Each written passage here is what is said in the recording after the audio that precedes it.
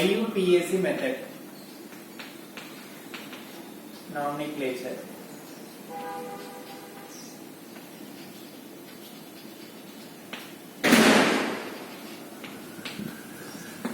Nomenclature తీసుకుంటే మనకి coordination covalent bonds కి నేమ్స్ పెట్టేటప్పుడు మనకి దీంట్లో ఒక పర్టికులర్ మెథడ్ లో నేమింగ్ చేయడానికి మనం ఇంట్రడ్యూస్ చేసిందంటే IUPAC. ఇది ఆల్రెడీ ఆర్గానిక్ కెమిస్ట్రీలో లాస్ట్ ఇయర్ మనకి ఫస్ట్ ఇయర్ లో IUPAC మెథడ్ లో మనకి ఆర్గానిక్ కాంపౌండ్ కి ఏ విధంగా నేమ్స్ పెట్టాలి, వాటికి రూల్స్ ఏంటి, దాని ప్రకారం ఏ విధంగా నేమ్స్ పెట్టడం అనేది మనం ఫస్ట్ ఇయర్ లో నేర్చుకున్నాం. అదే విధంగా ఇక్కడ IUPAC మెథడ్ లో మనకి కోఆర్డినేషన్ కాంపౌండ్స్ కి ఏ విధంగా నేమింగ్ ఇవ్వాలి అనే దాన్ని ఇక్కడ డిస్కస్ చేయడం జరుగుతుంది. IUPAC అంటే Indian international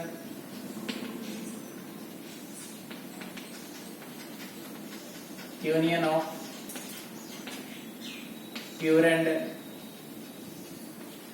applied chemistry, pure and applied chemistry. ఇది IUPAC యొక్క అబ్రివేషన్. దీంట్లో చూసుకుంటే నామినిక్లేచర్ లో ఈ IUPAC మెథడ్ లో మనం కోఆర్డినేషన్ కోవలెంట్ బాండ్స్ కి కాంపౌండ్స్ కి ఏ విధంగా నేమింగ్ ఇవ్వాలి అనే దాని గురించి మనం డిస్కస్ చేయడం జరుగుతుంది.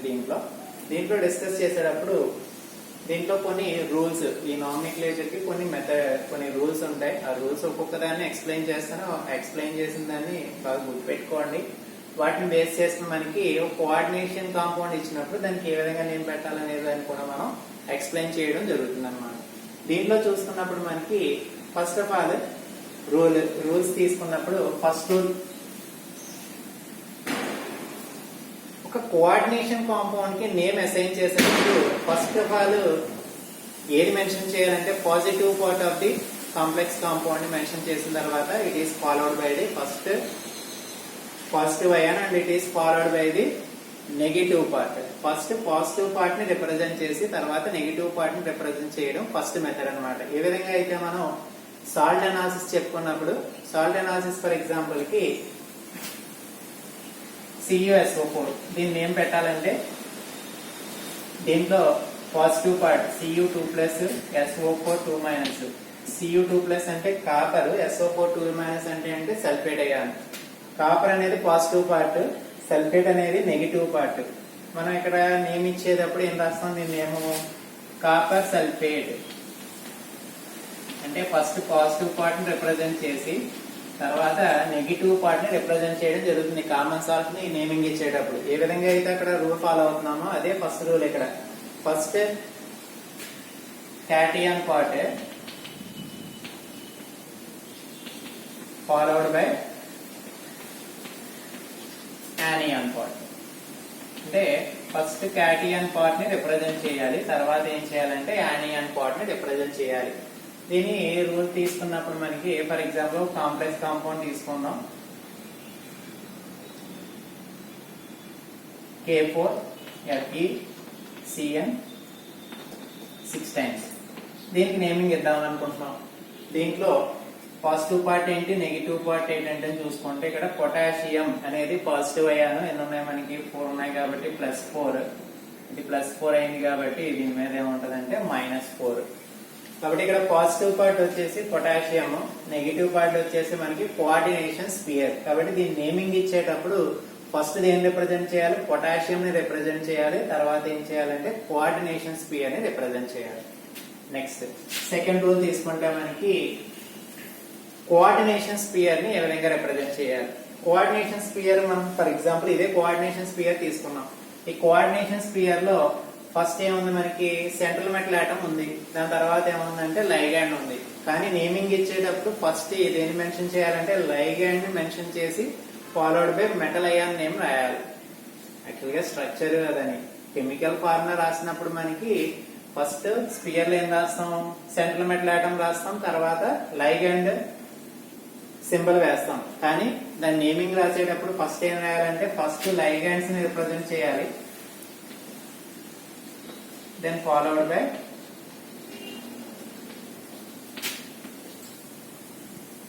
metal ion.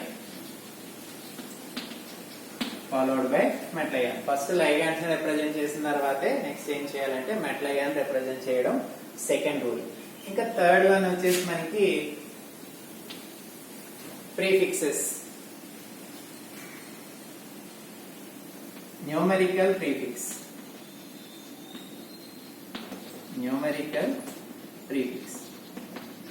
న్యూమరికల్ ప్రీఫిక్స్ అంటే ఫర్ ఎగ్జాంపుల్ కి మోర్ దెన్ 1 ఉంటే వాటిని రిప్రజెంట్ చేయడానికి న్యూమరికల్ ప్రీఫిక్స్ ని యూజ్ చేయడం అనేది మనం ఆల్రెడీ ఫస్ట్ ఇయర్ లో ఆర్గానిక్ కెమిస్ట్రీ నేమింగ్ లో మనం నేర్చుకున్నాం. అంటే న్యూమరికల్ ప్రీఫిక్స్ రాసేటప్పుడు ఇక్కడ ఏంటంటే మనకి నెంబర్ ఆఫ్ లైగాండ్స్, ఇక్కడ నెంబర్ ఆఫ్ లైగాండ్స్ రిప్రజెంట్ చేయడానికి న్యూమరికల్ ప్రీఫిక్స్ వాడతాం. ఇక్కడ నెంబర్ ఆఫ్ లైగాండ్స్ అనేది మోర్ దాన్ 1 అయితే దానికి న్యూమరికల్ ప్రీఫిక్స్ కంపల్సరీ మెన్షన్ చేయాలి.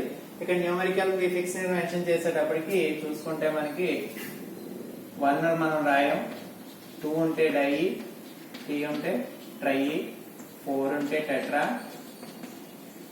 5 ఉంటే పెంటా, 6 ఉంటే హెక్సా. ఇది ఓవరాల్ గా ఏంటంటే మనకి లైగాండ్స్ యొక్క ప్రీఫిక్సెస్. 2 ఉంటే డై అంటాం, 3 ఉంటే ట్రై అంటాం, 4 ఉంటే టెట్రా, 5 ఉంటే పెంటా, 6 ఉంటే హెక్సా.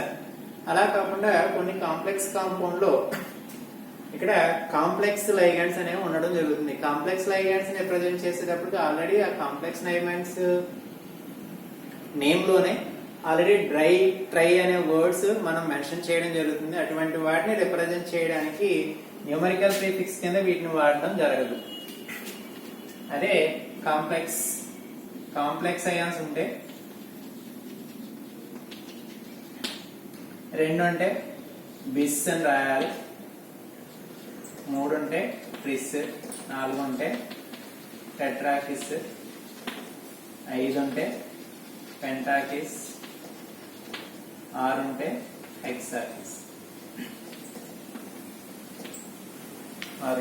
హెక్సాకిస్. ఇది ఓవరాల్ గా ఎప్పుడు వాడతామంటే కాంప్లెక్స్ అయాన్స్. కాంప్లెక్స్ అయాన్స్ అంటే దాంట్లో లైగాండ్ యొక్క నేమ్ లోనే మనకి బై, ట్రై అనే వర్డ్స్ రిపీట్ అయినప్పుడు మనకి 2 సార్లు మెన్షన్ చేయడం అనేది కుదరదు. కాబట్టి అటువంటి వాటిని రిప్రజెంట్ చేయడానికి మనం 2 ఉంటే అటువంటివి బిస్, 3 ఉంటే ట్రిస్, 4 ఉంటే టెట్రాకిస్, 5 ఉంటే పెంటాకిస్, 6 ఉంటే హెక్సాకిస్. ఫర్ ఎగ్జాంపుల్ కి ఇథిలిన్ డైమీన్ ఒక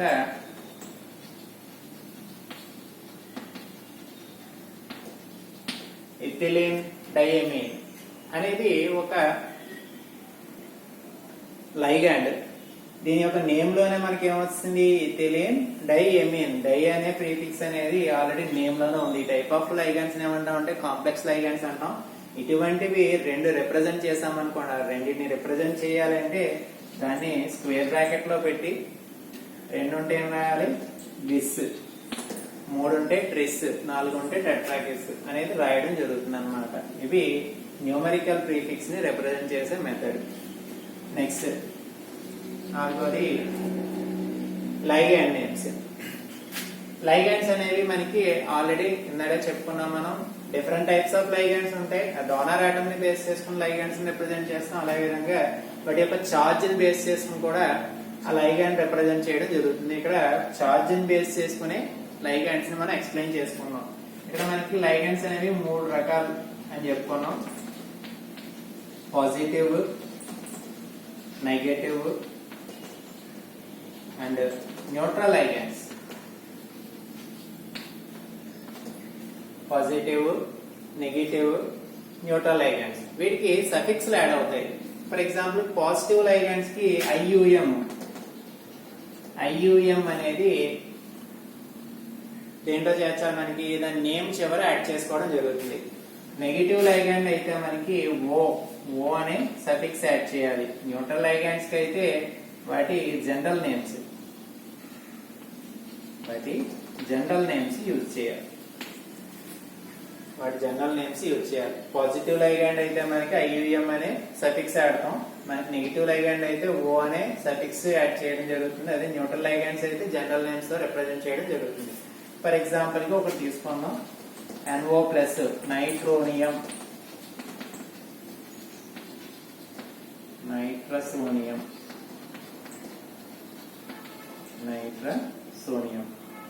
నెగిటివ్ లైగాండ్స్ తీసుకుంటే మనకి Cl- క్లోరో, Cn- బ్రోమో, చివరిలో ఏం యాడ్ చేయాలి? ఓ అనేది యాడ్ చేయాలి. దీనికి ఏంటంటే IUM అనేది యాడ్ చేయాలి. ఇంకా న్యూట్రల్ లైగాండ్స్ తీసుకుంటే మనకి న్యూట్రల్ లైగాండ్స్ కి ఎగ్జాంపుల్ ఇందాక చెప్పుకున్నాం మనం. H2O అంటే ఆక్వా, దీని జనరల్ నేమ్ వచ్చేసి ఆక్వా. NH3 అయితే ఎమైన్, NH3 అయితే ఎమైన్. అలాగే CO కార్బోనైల్, కార్బోనైల్. అంటే ఏది లైగాండ్ అయితే ఆ లైగాండ్ కి ఆ సఫిక్స్ యాడ్ చేయడం అనేది జరుగుతుంది. పాజిటివ్ లైగాండ్ అయితే IUM వాడతాం, నెగిటివ్ లైగాండ్ అయితే O అనేది యాడ్ చేస్తాం. న్యూట్రల్ లైగాండ్ అయితే వాటి యొక్క జనరల్ నేమ్స్ H2 అయితే ఆక్వా అని, NH3 అయితే ఎమైన్ అని, CO అయితే కార్బోనైల్ గ్రూప్ అని. CO అయితే కార్బోనైల్ గ్రూప్ అనేది మనం మెన్షన్ చేయడం జరుగుతుంది. ఇది లైగాండ్స్ యొక్క ఎక్స్ప్లెనేషన్. లైగాండ్ యొక్క నేమింగ్ ఇచ్చుకున్న తర్వాత నెక్స్ట్ రూల్ వచ్చేసి మనకి positive part or negative part. Positive part or negative part. ఇందాక చెప్పుకున్నాం మనకు కోఆర్డినేషన్ స్పియర్ మీద అది పాజిటివ్ పార్టా నెగిటివ్ పార్టా న్యూట్రల్ కాంపౌండ్ అనేది మనం దాన్ని బట్టి దాని నేమ్ కూడా డిపెండ్ అవుతుంది. ఇక్కడ తీసుకున్నప్పుడు మనకి మనం తీసుకునే కోఆర్డినేషన్ స్పియర్ అనేది నెగిటివ్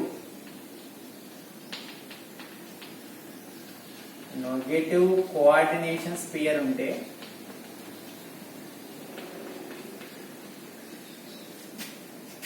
నెగిటివ్ కోఆర్డినేషన్ స్పియర్ ఉంటే మెటల్ అయాన్ నేమ్ కి సఫిక్స్ కింద ఏం యాడ్ చేయాలంటే 8 అనే సఫిక్స్ యాడ్ చేయాలి. ఇప్పుడు అది నెగిటివ్ కోఆర్డినేషన్ స్పియర్ అయితే న్యూట్రల్ అయినా అలాగే పాజిటివ్ స్పియర్ అయినా సరే దానికి ఏ విధమైన సఫిక్స్ యాడ్ చేయాల్సిన నెసెసిటీ లేదు. ఇక్కడ 8 యాడ్ చేసినప్పుడు మనకి న్యూట్రల్ లైగాండ్ అదే నెగటివ్ కోఆర్డినేషన్ స్పియర్ తీసుకున్నప్పుడు దాంట్లో మనం వాడే సెంట్రల్ మెటల్ ఆటమ్ అనేది ఈ నెగటివ్ కోఆర్డినేషన్ స్పియర్ తీసుకున్నప్పుడు దాన్ని లాటిన్ వర్డ్ ని యూజ్ చేయాలి. ఫర్ ఎగ్జాంపుల్ కి PB అనేది యాక్చువల్గా మనం లెడ్ అని రిప్రజెంట్ చేస్తాం. కానీ ఇది నెగటివ్ కోఆర్డినేషన్ స్పియర్ లో ఉంటే ప్లంబేట్. దీని యొక్క లాటిన్ వర్డ్ వచ్చేసి ప్లంబము, కాబట్టి దీని వర్డ్ వచ్చేసి ప్లంబేట్. అలాగే ఇంకొక వర్డ్ అటువంటిది అర్జెంటేనియం. ఇది కూడా నెగటివ్ కోఆర్డినేషన్ స్పియర్ లో ఉంటే దానికి ఏం పెట్టాలంటే అర్జెంటేనియం.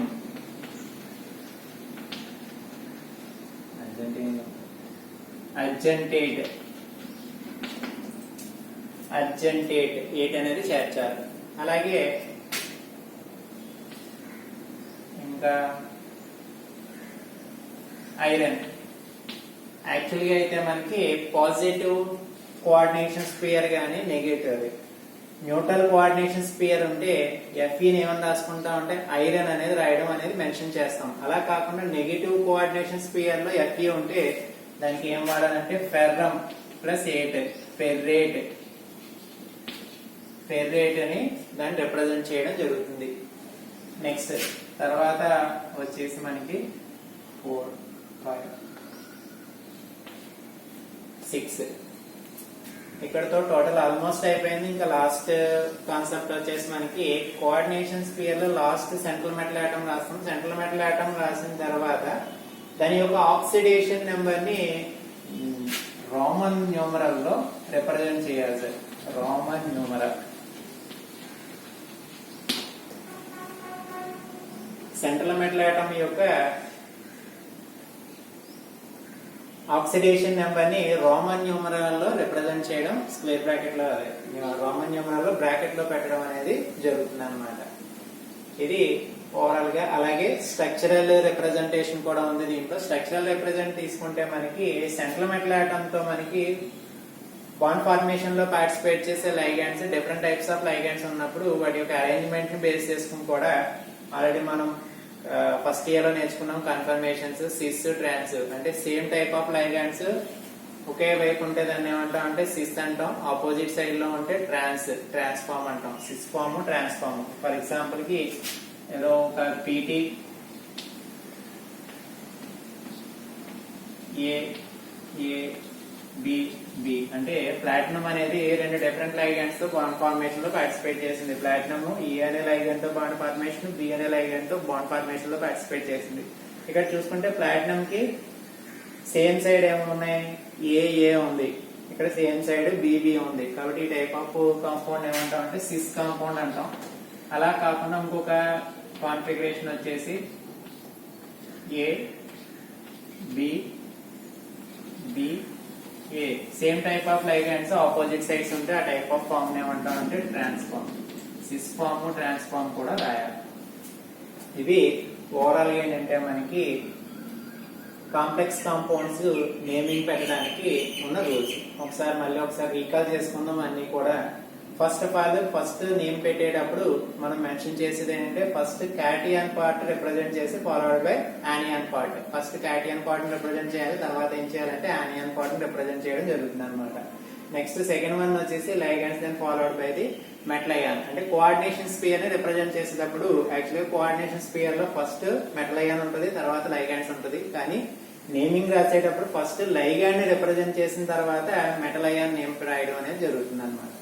Next numerical prefix. ఇక్కడ లైగాండ్స్ మోర్ దాన్ 2 ఉన్నప్పుడు వాటికి న్యూమరికల్ ప్రీఫిక్స్ ని యూజ్ చేస్తాం. మనకి ఇక్కడ న్యూమరికల్ ప్రీఫిక్స్ యూజ్ చేయడానికి ఈ న్యూమరికల్ ప్రీఫిక్స్ కింద 2 ఉంటే డై అని, 3 ఉంటే ట్రై అని, 4 ఉంటే టెట్రా అని, 5 ఉంటే పెంటా, 6 ఉంటే హెక్సా.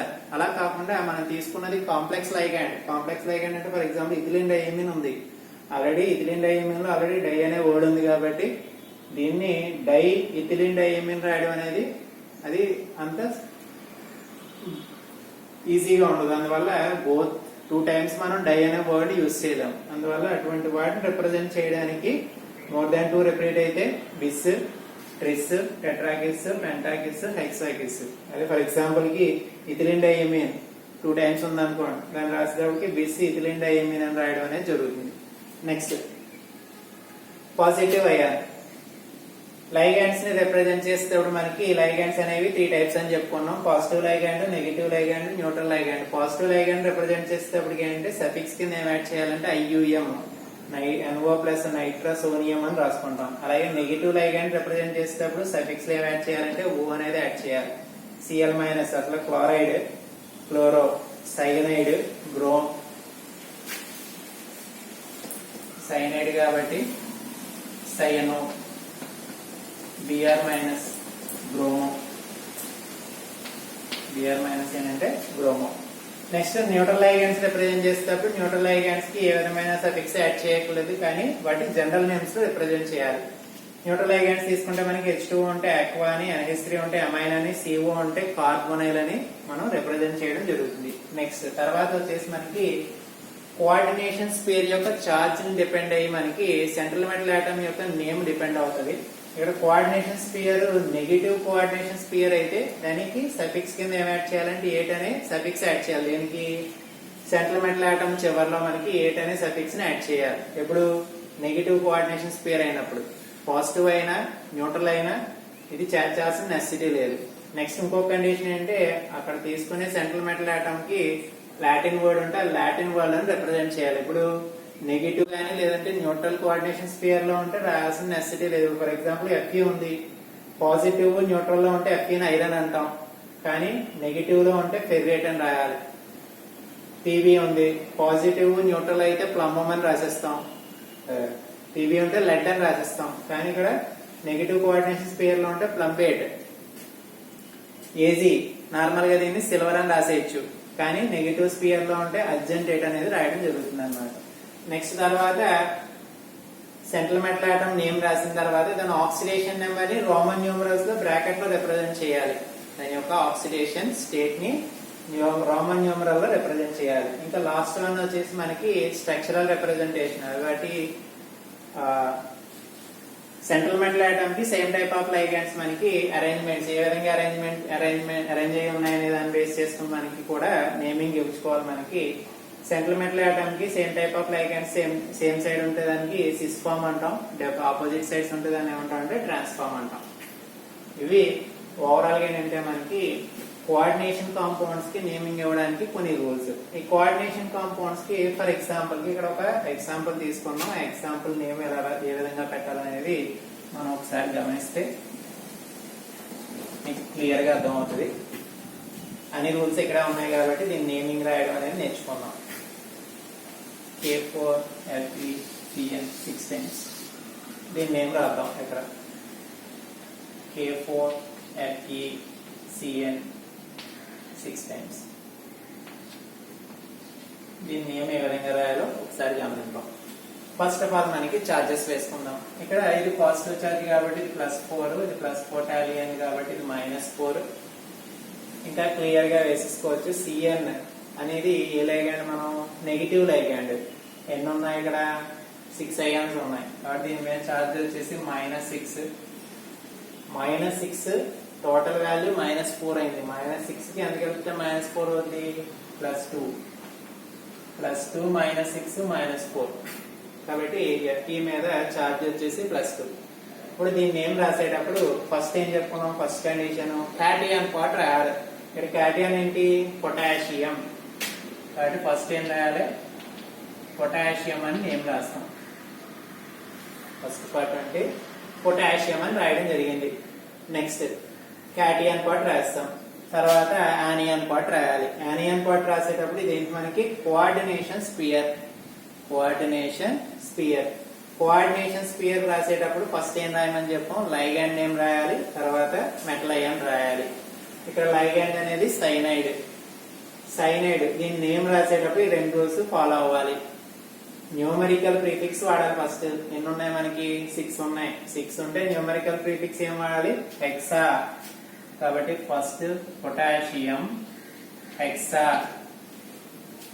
ఓకే, న్యూమరికల్ ప్రీఫిక్స్ వాడాం. Cn అనేది neutral ligand, negative ligand represent చేయడానికి ఏం చెప్పాం మనం? Cn- ఉంటే సయనో. కాబట్టి ఇక్కడ ఏం రాయాలి? హెక్సా సయనో. Potassium hexa సయనో. ఓకే, నీకు లైగాండ్ ని రిప్రజెంట్ చేయడం జరుగుతుంది. లైగాండ్స్ రాసిన తర్వాత ఏం రాయమని చెప్తున్నాం? మెటల్ అయాన్ రాయాలి. ఇక్కడ మెటల్ అయాన్ వచ్చేసి Fe ఐరన్ అని రాయాలా, ఏం రాయాలనేది చూసుకుంటే మనకి ఇక్కడ కోఆర్డినేషన్ స్క్వేర్ బ్రాకెట్ మీద మనం ఛార్జ్ ఎంత వేసుకున్నాం?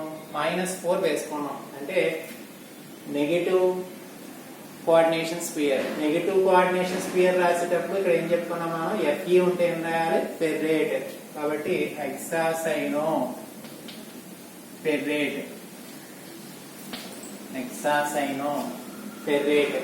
తర్వాత నెక్స్ట్ ఏం చెప్పుకున్నాం రూల్? రోమన్ న్యూమరల్ లో రాయాలి. రోమన్ న్యూమరల్ లో దీని ఆక్సిడేషన్ నెంబర్ ఎంత ఉంది మనకి? ఇక్కడ +2 ఉంది. కాబట్టి రోమన్ నెంబర్ లో ఇక్కడ బ్రాకెట్ లో రోమన్ నెంబర్ రాసాం.